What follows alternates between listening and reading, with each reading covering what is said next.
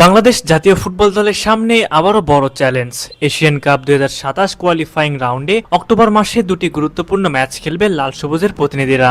প্রতিপক্ষ ফিফা র্যাঙ্কিংয়ে অনেকটাই এগিয়ে থাকা শক্তিশালী হংকং। দুই লেগের এই ম্যাচের প্রথমটি অনুষ্ঠিত হবে 9 অক্টোবর বাংলাদেশে, অর্থাৎ হোম ম্যাচ। এরপর 14 অক্টোবর বাংলাদেশ দল খেলবে অ্যাওয়ে ম্যাচ হংকংয়ের বিপক্ষে হংকংয়ের মাটিতে। দুটি ম্যাচই হবে দেশের ফুটবলের জন্য অত্যন্ত গুরুত্বপূর্ণ, কারণ এখান থেকেই নির্ধারণ হবে এশিয়ান কাপের মূল পর্বে কে যাবে। এই কঠিন লড়াইয়ে জয় ছিনিয়ে আনতে হলে প্রয়োজন হবে একটি ভারসাম্যপূর্ণ, অভিজ্ঞ ও ফর্মে থাকা স্কোয়াড। বিশেষ করে যেহেতু প্রতিপক্ষ ফিজিক্যালি ও টেকনিক্যালি অনেক শক্তিশালী, তাই হাবিয়ার ক্যাবরেরাকে পরিকল্পনা সাজাতে হবে ভিন্নভাবে। এই ভিডিওতে আমরা আলোচনা করব কি হতে পারে ক্যাবরেরার ম্যাচ প্ল্যান, কোন ফরমেশন তিনি ব্যবহার করতে পারেন এবং কোন ফুটবলাররা জায়গা পেতে পারেন চূড়ান্ত স্কোয়াডে। সেই সাথে থাকবে আলোচনা কারা বাদ পড়তে পারেন এই দল থেকে।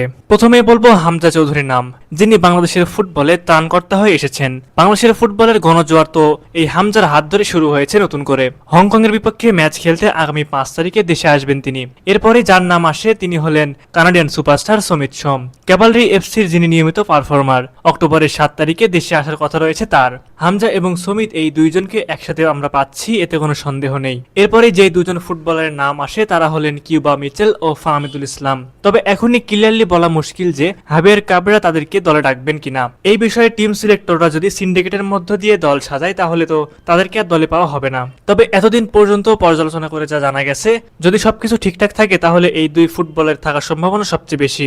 এরপর যার নাম বলবো তাকে নিয়ে বেশ উচ্ছ্বাসিত ছিল বাংলার সকল ফুটবল প্রেমীরা। সবাই ধরেই নিয়েছিল যে বাংলাদেশে একজন স্ট্রাইকারের অভাব বুঝি কেটেই গেল। কিন্তু দুঃখের বিষয় হলো সেই ফুটবলারকে আপাতত হংকং ম্যাচে পাওয়া যাবে না। এতক্ষণে হয়তো বুঝে গিয়েছেন যে আমরা কার কথা বলছি। হ্যাঁ, হয়তো ঠিকই ধরেছেন, সেই ফুটবলারের নাম হলো জায়ান হাকিম।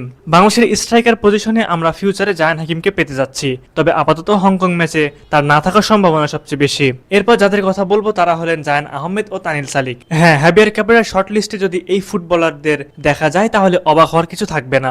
বরং তারা যদি হংকং ম্যাচে না ডাক পায় তাহলে বাংলাদেশ দলের জন্য বিশাল একটি শূন্যতা তৈরি হবে। সুতরাং এই ফুটবলার যদি ন্যাশনাল টিমে জায়গা পায় তাহলে তারা নিজের সর্বোচ্চটা দিয়ে হলেও চেষ্টা করবে হংকংকে হারানোর। সেই সাথে বলে রাখি, কোচ হাবিয়ার ক্যাবরেরার ট্যাকটিক্স নিয়ে নতুন করে বলার কিছু নেই। এই কোচ তার পুরনো ফরমেশন নিয়ে মাঠে নামবেন। এখন সময় বলে দেবে হাবিয়ার ক্যাবরেরার স্কোয়াডে কারা থাকবেন আর কারাই বা বাদ পড়বেন এবং তিনি কোন ফরমেশন নিয়ে মাঠে নামবেন। সুপ্রিয় দর্শক, হংকংয়ের বিপক্ষে ম্যাচে আপনারা কাদেরকে দলে চান এবং এই ম্যাচ নিয়ে আপনার প্রেডিকশন অবশ্যই আমাদের কমেন্ট করে জানাবেন।